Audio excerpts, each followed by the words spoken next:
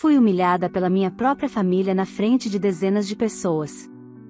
Não foi uma discussão, nem um mal-entendido, foi a porta de um buffet sendo fechada na minha cara, enquanto minha mãe e minha irmã me diziam que eu não era do tipo delas. Naquele instante, percebi algo que demorou anos para enxergar: eu nunca fiz parte daquela família, apenas servia para sustentá-la. Mas o que aconteceu depois daquela noite, ninguém poderia prever. Eles achavam que eu iria implorar, chorar ou correr atrás, mas não faziam ideia do que aconteceria quando eu finalmente escolhi me levantar e virar o jogo. Quer saber como minha vida mudou, e como eles pagaram caro por tudo que fizeram? Então se prepare, porque a minha história começa exatamente ali, naquela porta fechada. Olá, seja bem-vindo ao canal Histórias Surpreendentes. Curta e se inscreva nesse canal, aproveite e ative as notificações, comente aqui de qual cidade você está assistindo, vou adorar saber e deixar um coração no seu comentário. Vale lembrar que os nossos vídeos não são relatos reais, são histórias voltadas apenas para o entretenimento. Toda a criação e edição são feitas pelo proprietário do canal. Eu sempre soube que havia algo quebrado dentro da minha família, mas demorei 30 anos para aceitar que o problema nunca fui eu. Cresci ouvindo que eu era independente demais, forte demais, sensível de menos, enquanto a minha irmã, Clarissa, era tratada como joia rara, frágil, preciosa, intocável. Qualquer passo que ela desse era motivo de aplausos, qualquer conquista minha era tratada como mera obrigação. Eu era a filha silenciosa, a que estudava, trabalhava, pagava contas, resolvia problemas. Clarissa era a filha do brilho, ou melhor, a filha do teatro constante, sustentado pela admiração cega dos meus pais. Meu nome é Marina Ribeiro, tenho 30 anos, moro sozinha em Curitiba em um pequeno apartamento que conquistei com muito esforço. Trabalho como analista financeira em uma empresa de tecnologia há 6 anos. Nada extraordinário, nada digno de manchetes, mas tudo construído com disciplina e determinação. Enquanto isso, Clarissa, 3 anos mais nova, nunca manteve um emprego por mais de 2 meses. Os pais justificavam: ela tem um espírito livre, ela é artística, ela ainda vai encontrar o lugar dela no mundo. Tradução: ela não precisava fazer nada, porque sempre teria quem segurasse suas pontas. E quem segurava, claro, era eu. Durante anos, contribuí com parte do aluguel da casa dos meus pais. Eles diziam que as despesas estavam pesadas, que o trabalho do meu pai não rendia mais como antes, que a aposentadoria da minha mãe não acompanhava o custo de vida. Eu ajudava porque acreditava que família era apoio, era cuidar, era estar presente. Não entendia que estar presente, na visão deles, era obrigação minha e nunca deles. Nada, porém, preparou meu coração para a noite em que tudo desmoronou, para a noite em que finalmente me enxerguei com clareza. Era o aniversário de 56 anos da minha mãe, Dona Lúcia. Eu tinha comprado um presente caro, algo que ela havia mencionado meses antes, uma pulseira de ouro com pequenos detalhes em madreperola. Gastei metade do meu salário, mas acreditava que, quem sabe, naquele dia, ela olharia para mim com um pouco mais de ternura. A festa seria em um buffet de alto padrão, organizado pela minha irmã, que anunciava para todos no Instagram como a festa do ano. Cheguei no local com o presente bem embalado, o coração aberto e uma esperança teimosa tentando sobreviver. Mas antes que eu pudesse sequer dar 2 passos além da entrada, fui barrada pelos seguranças. Um deles, educado porém firme, disse: "Desculpe, senhora, seu nome não está na lista." Congelei. Respirei fundo. Achei que fosse um mal-entendido. Pedi que chamassem minha mãe. Minutos depois, ela apareceu, impecável, maquiada, sorrindo, até me ver. Quando me viu, seu sorriso morreu como uma chama sufocada. Aproximou-se devagar, como quem enfrenta um inconveniente.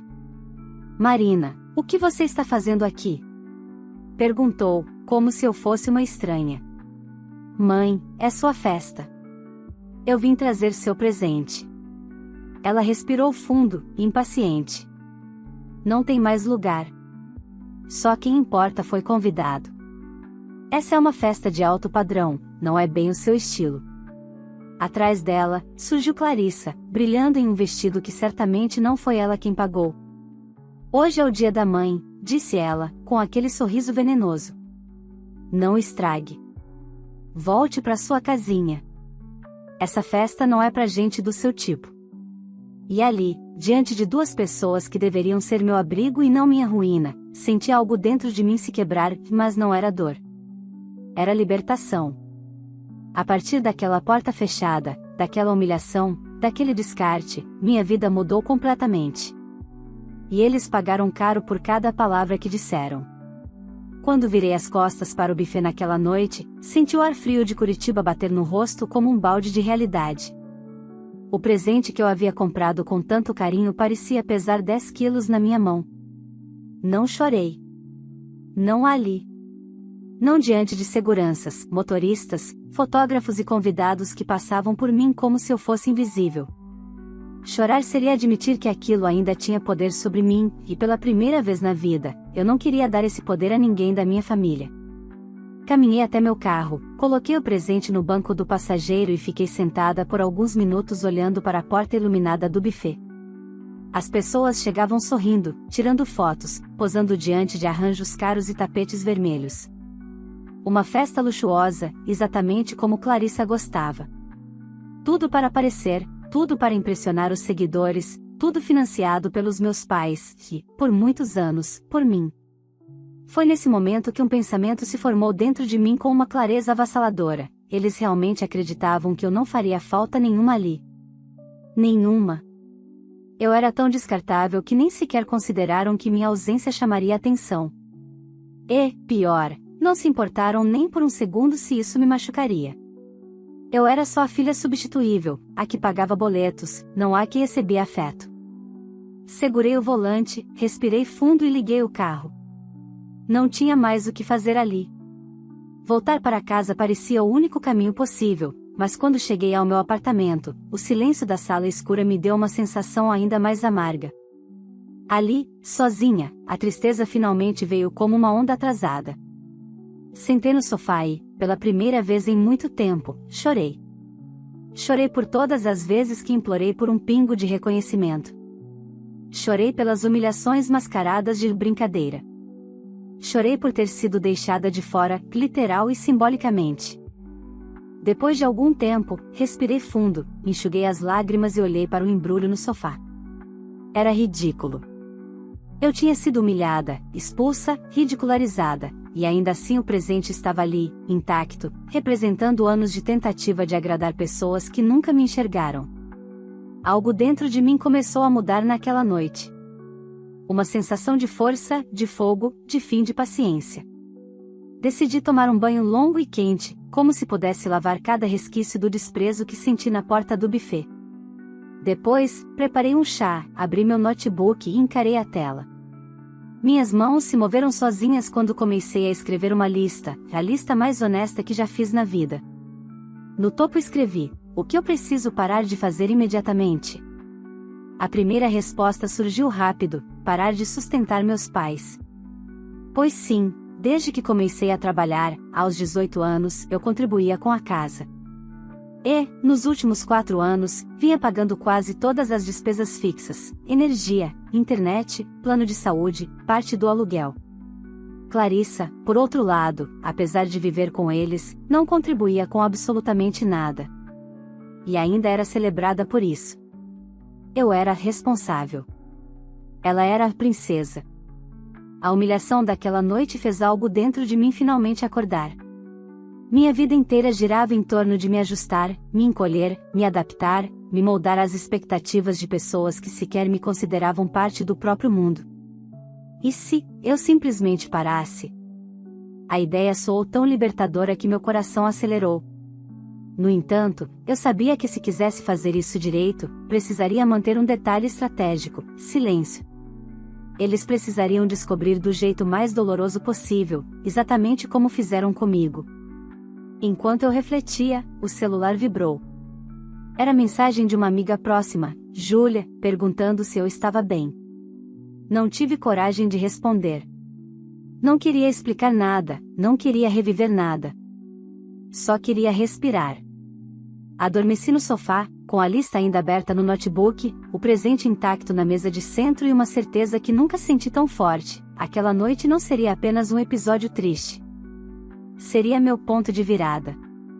E, embora eu ainda não soubesse como, eu prometi a mim mesma que nunca mais permitiria que alguém me tratasse como descartável. Principalmente aqueles que deveriam ter sido meu lar. Acordei no dia seguinte com uma sensação pesada no peito, como se meu corpo lembrasse antes da minha mente o que havia acontecido. O sol entrava pela janela, mas em vez de aquecer, parecia destacar o vazio que se espalhava pela sala. O notebook ainda estava aberto na minha lista e, por alguns segundos, fiquei apenas observando aquilo.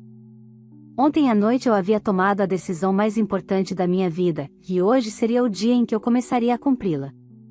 Antes de qualquer coisa, desliguei o celular.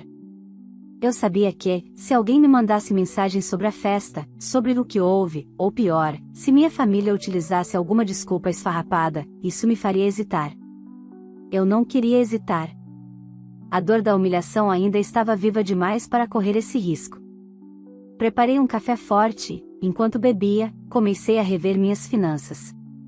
Pela primeira vez, senti orgulho real de tudo que construí. Meu apartamento quitado, minha reserva de emergência, meu planejamento impecável.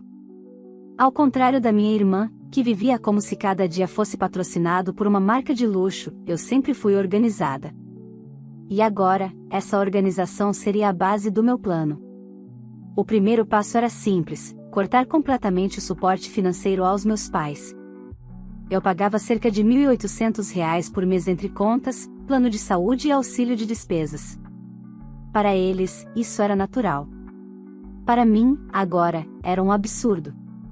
Escrevi tudo em um arquivo de planilha, imaginando a expressão de choque que teriam quando percebessem que a filha descartável era, na verdade, quem sustentava metade do estilo de vida deles.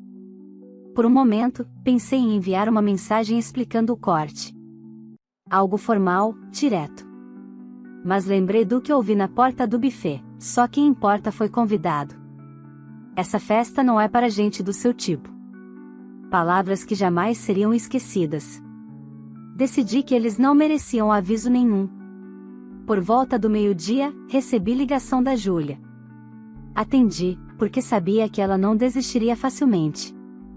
Marina, pelo amor de Deus, o que houve ontem? Te procurei na festa. Respirei fundo. Expliquei tudo, desde ser barrada até as frases que minha mãe e Clarissa disseram. Do outro lado da linha, o silêncio de Júlia parecia carregar uma revolta contida. Eu não acredito. Ela disse finalmente.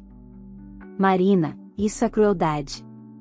Isso não é só preferência, isso é abuso emocional. Eles te tratam como lixo. Era verdade. E ouvir outra pessoa dizer aquilo só reforçou minha convicção. Eu cansei, respondi. Eu vou me afastar de vez. Eu estou com você, ela disse, firme. O que você decidir, eu apoio. A chamada terminou, e eu me senti menos sozinha. À tarde, saí para caminhar no Parque Barigui. Precisava de ar, de movimento, de luz. Enquanto caminhava, percebi que, apesar da dor da noite anterior, eu me sentia mais leve.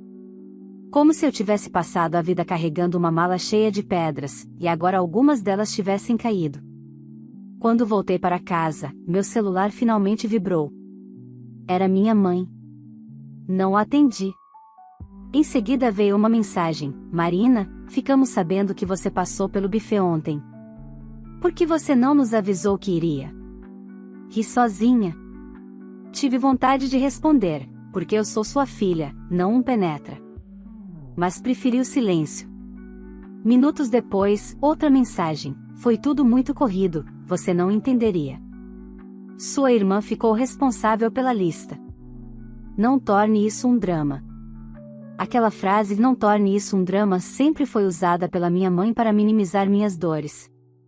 Mas dessa vez, não havia espaço para isso. A terceira mensagem foi a mais reveladora: precisamos conversar. Já está perto o dia de pagar as contas do mês. Ah? Claro. Então era esse o motivo verdadeiro do contato. Eles não estavam preocupados comigo. Não estavam arrependidos. Não queriam entender nada. Eles queriam o dinheiro. Deixei todos os recados sem resposta. Silêncio seria minha declaração oficial. À noite, enquanto preparava o jantar, recebi uma ligação inesperada: tio Roberto, irmão do meu pai. Ele sempre foi o mais sensato da família. Marina, sua mãe está enlouquecida me ligando. Disse que você sumiu e que está desrespeitando a família. Soltei um suspiro cansado. Ela contou o que fez comigo ontem? Houve um silêncio incômodo. Contou, mas não exatamente assim. Eu pedi para ela ser honesta. Aí ela meio que admitiu que exagerou. Exagerou. Outra palavra usada para suavizar crueldade. Tio, eu só estou cansada, respondi. Não estou brigando, só não quero contato. Você precisa se preservar, ele disse, com sinceridade. Mas se precisar de apoio, estou aqui. A conversa me emocionou. Talvez, pela primeira vez, alguém da família realmente me via. Depois que desliguei, fui até a mesa da sala e coloquei o presente da minha mãe ali, diante de mim. Olhei para aquele embrulho por longos segundos. Ele representava a última tentativa de amor que eu ofereci àquela família. Então, peguei uma tesoura, abri a caixa e guardei a pulseira para mim. Um presente caro não deveria ir para quem me despreza. Mas também não seria retornado. Ele marcaria o dia em que eu parei de me humilhar por aceitação.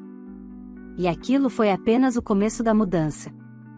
3 dias se passaram desde a festa, e meu silêncio começou a produzir exatamente o efeito que eu imaginava: inquietação, medo e desespero, mas não por mim, e sim pelo dinheiro. Meu celular registrava ligações perdidas da minha mãe, do meu pai, e até de Clarissa, que raramente me procurava, a não ser quando precisava de algo. A cada ligação, eu sentia mais convicção de que tinha tomado a decisão certa. Era curioso notar como, pela primeira vez, eu não me sentia culpada. Eu estava apenas devolvendo à vida o mesmo vazio que eles me ofereceram por anos. Na manhã do 4º dia, enquanto eu tomava café, o interfone tocou. O susto foi imediato. Não esperava ninguém. Quando atendi, ouvi a voz do porteiro: Dona Marina, seus pais estão aqui na portaria. Quer que eu autorize a subida? Fechei os olhos por um momento. Eles nunca tinham vindo até meu prédio. O fato de estarem ali me mostrou que a situação era mais grave do que eu pensava, grave para eles, claro. Não, seu Carlos. Por favor, diga que não posso recebê-los. Desliguei antes de qualquer protesto. Meu coração batia rápido, mas não era medo. Era determinação. Menos de 2 minutos depois, meu celular tocou. Minha mãe. Ignorei. Tocou de novo. Meu pai. Ignorei. Então Clarissa. Atendi apenas para ouvir a arrogância que, eu sabia, viria carregada de veneno. Marina, que palhaçada é essa? Ela disparou, sem sequer dizer oi. Você está colocando a família em apuros por birra? Sorri com amargura. Birra? Eu fui humilhada na porta do buffet. Ah, Marina, pelo amor de Deus, ela riu, uma risada forçada. Foi só uma frase mal interpretada. A mãe estava nervosa com a organização. Você leva tudo para o lado pessoal. Senti o sangue ferver. Clarissa, sabe quantos aniversários seus eu trabalhei para comprar presentes caros? Quantas contas eu paguei quando você torrava o salário em roupas? Você sabe o que fez a nossa mãe dizer aquilo? Não foi nervosismo. Foi sinceridade. Houve um silêncio. Ela não estava acostumada a me ouvir daquele jeito. Então pronto, Clarissa continuou, ríspida. Se você quer fazer drama, faça sozinha. Mas saiba que você está prejudicando nossos pais. Não estou prejudicando ninguém. Estou apenas deixando de ser a idiota útil da família. Antes que ela pudesse responder, desliguei. Senti uma onda de adrenalina percorrer meu corpo, mas também, alívio. Pela primeira vez, eu estava me defendendo, não com gritos, mas com limites. À tarde, recebi mensagem do meu chefe, Daniel, perguntando se eu poderia participar de uma reunião extra. Aceitei. Trabalho sempre foi meu refúgio, meu território seguro, onde eu era valorizada pelo que fazia e não diminuída pelo que não era. A reunião foi produtiva e, inesperadamente, Daniel me chamou para conversar depois. Marina, só queria te avisar que estamos muito satisfeitos com seu desempenho. Há um projeto novo começando e acho que você seria perfeita para liderar. Meus olhos quase encheram d'água. Enquanto minha família fazia questão de me descartar, outras pessoas enxergavam meu valor com clareza.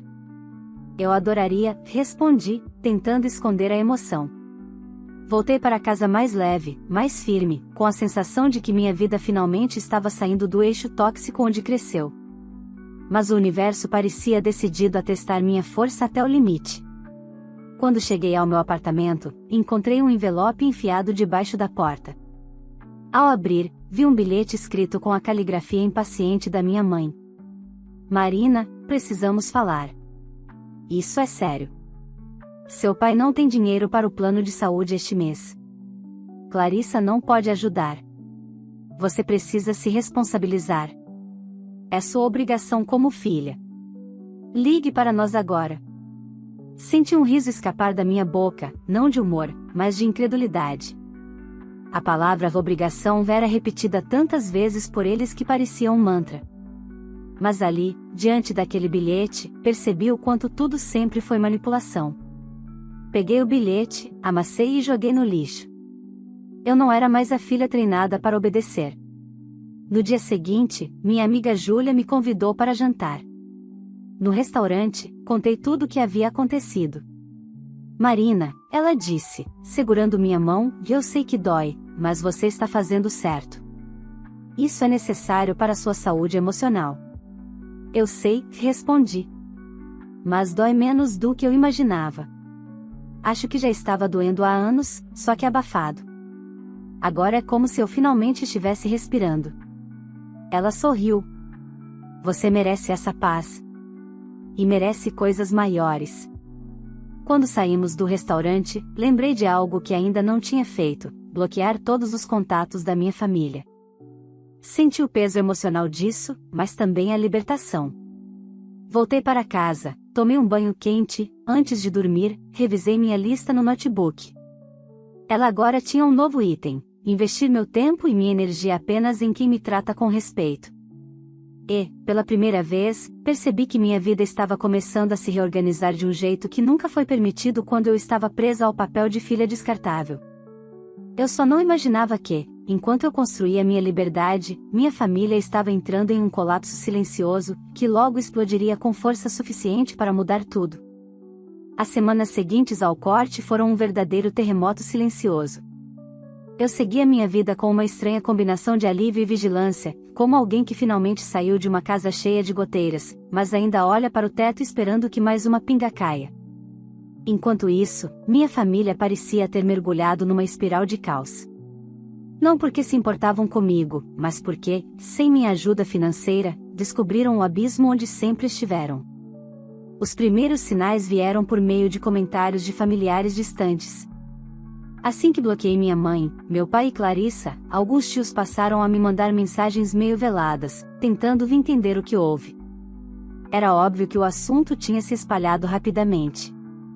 Meu tio Roberto, o mais sensato, foi quem trouxe a primeira informação concreta.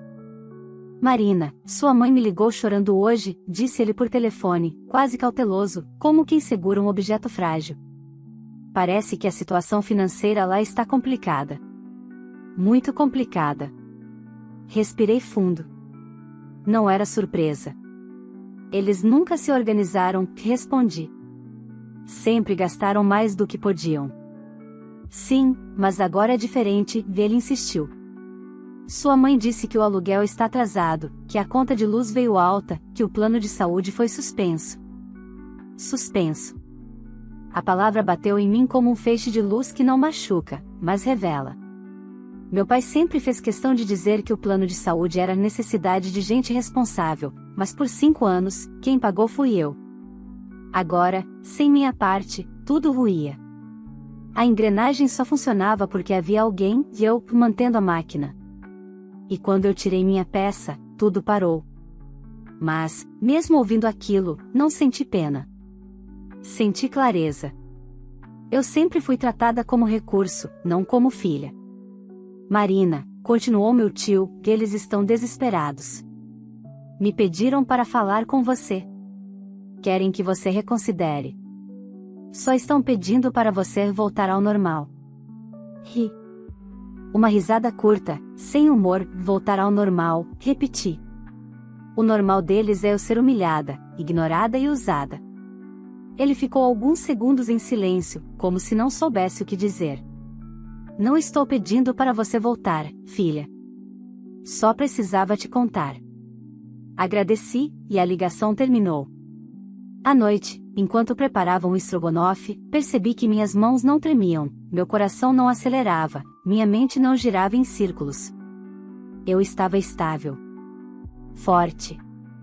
Isso, para mim, era a maior prova de que havia tomado a decisão certa. Mas a tranquilidade durou pouco.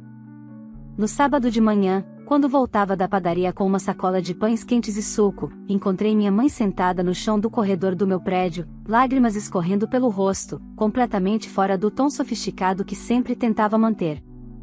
Ela se levantou assim que me viu, ajeitando a roupa como se pudesse recuperar a dignidade.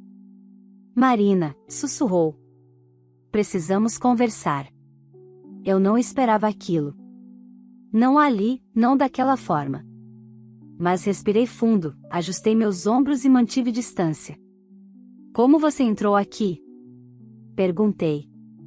Minha voz saiu firme, para minha própria surpresa. Um vizinho estava entrando e me deixou passar, ela respondeu rapidamente, como se isso não importasse. Marina, estamos passando por dificuldades. Seu pai está com a saúde fraca, a luz pode ser cortada, e Clarissa, ela hesitou, como se estivesse escolhendo as palavras, Clarissa está muito abalada emocionalmente. Ela se sente culpada pelo que aconteceu. Aquilo quase me fez rir. Clarissa culpada? A mesma que me mandou voltar para minha casinha? A mesma que me humilhou na porta da festa? Não. Culpada ela não estava. Incomodada com as consequências, talvez.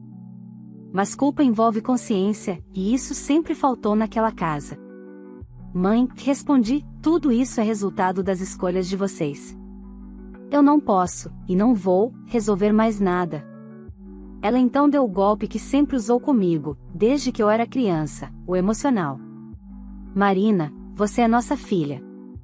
É sua obrigação nos ajudar. Não pode nos abandonar assim. Não depois de tudo que fizemos por você. Era sempre assim. A moeda da chantagem sentimental era o único idioma que ela dominava. Fechei os olhos por um instante, respirei fundo e respondi: o que vocês fizeram por mim foi o mínimo que qualquer pai faz: alimentar, vestir, dar teto. Isso não cria dívida eterna, mãe. E todo o resto que fizeram, sinceramente, mais atrapalhou do que ajudou. Ela deu um passo em minha direção. Marina, por favor. Sua irmã não consegue lidar com isso. Ela não tem a sua força. E ali estava a frase que resumiu toda a dinâmica familiar: a fragilidade de Clarissa sempre foi mais importante do que a dor que ela causava. Então que ela aprenda, mãe, respondi. Assim como eu aprendi sozinha. Não fale assim da sua irmã. Ela explodiu, demonstrando que a máscara de fragilidade era só mais uma estratégia. Você sempre foi invejosa. Sempre quis ser ela. Aquilo, sim, me deu vontade de rir. Inveja de Clarissa? Do pedestal falso onde ela vivia? Da dependência emocional e financeira que a aprisionava como uma boneca de porcelana? Mãe, respondi, calma, que eu só quis ser eu mesma. E isso nunca foi permitido naquela casa. Ela continuava chorando, agora mais alto, como se esperasse que o corredor inteiro testemunhasse sua dor. Eu respirava fundo para não permitir que minha compaixão, aquela que sempre me prendeu, me dominasse. Mãe, eu já decidi. Não volto atrás. Não vou ajudar financeiramente. Não vou retomar contato. Não vou fazer parte disso. Então você está nos condenando, ela sussurrou. está condenando nossa família à ruína. Olhei para ela com firmeza. Não. Vocês se condenaram sozinhos. Eu só parei de ser a solução. Ela tremia. Queria me abraçar, implorar, ou talvez gritar. Mas eu dei um passo para trás e apontei para a porta. Agora, por favor, vá embora. Minha mãe saiu cambaleando pelo corredor, chorando alto, como se quisesse arrastar minha culpa com ela. Mas pela primeira vez na vida, não funcionou. Fechei a porta. Tranquei. E ali, naquele silêncio recém-instalado, entendi algo profundo. Quando a pessoa que sempre te machucou percebe que perdeu o controle, ela tenta se tornar vítima. Mas eu não seria refém dessa história nunca mais. E eu ainda não sabia, mas a reação da minha mãe naquele corredor seria apenas o começo do colapso final, o colapso que eu jamais imaginaria presenciar tão de perto. O encontro no corredor marcou um limite definitivo. Depois daquele dia, decidi que não abriria mais nenhuma brecha, nem emocional, nem física, nem financeira. Mas, como eu já imaginava, quando uma pessoa tóxica perde o controle, ela não recua, ela tenta atacar por outros caminhos. E minha família fez exatamente isso. Na semana seguinte, tios e primos começaram a me mandar mensagens preocupadas. Não demorou para eu perceber que eram versões editadas dos fatos, todas convenientemente favoráveis aos meus pais e a Clarissa. Em uma delas, chegaram a dizer que eu abandonei a família por egoísmo. Em outra, que eu estava descompensada emocionalmente. Respirei fundo. Eu conhecia essa estratégia.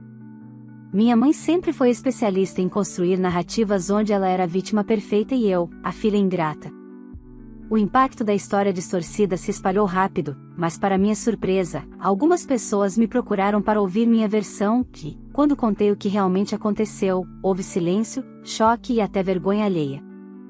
Aos poucos, ficou claro quem estava disposto a me entender e quem só repetia o que ouvia. Do lado de lá, a situação na casa dos meus pais despencava. Sem minha ajuda, a realidade finalmente bateu à porta e, diferente da minha mãe, a realidade não tinha seguranças para barrá-la. Começaram a atrasar contas, perderam o pacote caro de internet, venderam objetos da sala. Clarissa, que vivia de aparências, teve de encarar um mundo onde ninguém bancava seus luxos. Um dia, enquanto eu organizava relatórios no trabalho, recebi uma mensagem inesperada de uma colega que seguia Clarissa nas redes sociais. Marina, sua irmã postou um textão dizendo que está sendo injustiçada pela vida. Você viu? Não vi, mas fui olhar. Clarissa havia feito um desabafo dramático, dizendo que estava passando por dificuldades porque algumas pessoas preferiram abandonar a própria família em vez de ajudar. Nada de novo. Sempre foi uma ótima atriz. Porém, nos comentários, algo me surpreendeu. Várias pessoas perguntavam onde ela trabalhava, por que não buscava renda própria, por que dependia tanto dos pais. Clarissa respondeu com ataques, bloqueios, indiretas. As máscaras estavam caindo, não só para mim, mas para o mundo dela também. A ironia era perfeita. Enquanto eles desabavam, minha vida seguia na direção oposta. No trabalho, fui oficialmente promovida para liderar um novo projeto, com aumento de salário e a possibilidade real de ascender ainda mais. Minha autoestima, antes minúscula, comprimida pela dinâmica familiar, começava a florescer. Era como se finalmente houvesse espaço dentro de mim para crescer. E foi nesse momento de construção que algo inesperado aconteceu. Em uma manhã de domingo, enquanto eu lia no sofá, o interfone tocou. Meu estômago revirou, mas o porteiro não parecia aflito. Pelo tom, percebi que não eram meus pais. Dona Marina, é o seu tio Roberto. Ele pediu para subir. Posso liberar? Autorizei. Poucos minutos depois, ele bateu à minha porta, preocupado, mas respeitoso. Marina, disse ele, entrando devagar, eu vim porque achei que você deveria saber de uma coisa. Seus pais, bem, eles estão em situação difícil mesmo. Seu pai começou a trabalhar como motorista de aplicativo. Sua mãe está procurando emprego de diarista. Clarissa arrumou um trabalho temporário numa loja de roupas. Eles estão vivendo o que nunca imaginaram viver. Eu apenas concordei. Não era surpresa. Eu não vim pedir que você os ajude, ele completou. Vim dizer que, pela primeira vez, eles estão vendo quem você sempre foi. Acho que só agora entendem o quanto dependiam de você. Olhei para ele com sinceridade. Tio, torço para que eles aprendam alguma coisa com isso. Mas eu não volto. Nunca mais. Ele concordou com um olhar compreensivo e apertou minha mão antes de ir embora. Quando fechei a porta, senti uma onda de paz que nunca havia sentido. Uma paz que vinha de saber que, finalmente, eu estava livre. Livre da culpa, da manipulação, da cobrança. Livre da ideia distorcida de que amor só existia se eu me sacrificasse. Naquela noite, sentei na varanda pequena do meu apartamento e observei as luzes da cidade. Não havia tristeza em mim. Havia conclusão. Eles não fizeram falta. Eles nunca fizeram. A sensação de vazio que eu carreguei por anos não era saudade, era falta de amor próprio. E agora, eu finalmente tinha. Não houve reconciliação. Não houve perdão. Não houve retorno. Porque quem fecha a porta na sua cara dizendo que você não importa merece exatamente o mesmo destino, viver sem você. Eu segui em frente. Eles ficaram para trás. E essa foi, sem dúvida, a melhor escolha da minha vida. Se você chegou até aqui, deixe seu like para que essa história alcance ainda mais pessoas que precisam ouvir isso. E aproveita para se inscrever no canal, porque todos os dias tem histórias novas, intensas e surpreendentes como essa. Agora me conta aqui nos comentários, você faria o mesmo que a protagonista fez? Cortaria os laços com uma família que te despreza e só aparece quando precisa do seu dinheiro? Ou teria tomado outra atitude? Quero muito saber a sua opinião, porque cada pessoa enxerga essa situação de um jeito, e suas experiências podem ajudar outras pessoas que passam por algo parecido. E não esquece de comentar também de qual cidade você está assistindo esse vídeo, porque eu amo ver até onde essas histórias estão chegando. Vou passar nos comentários e deixar um coração para todo mundo que participar. Então curta, compartilhe com um amigo ou familiar, e se inscreva para não perder nenhuma história. Obrigado por acompanhar até aqui e até a próxima. Vale lembrar que os nossos vídeos não são relatos reais, são histórias voltadas apenas para o entretenimento. Toda a criação e edição são feitas pelo proprietário do canal.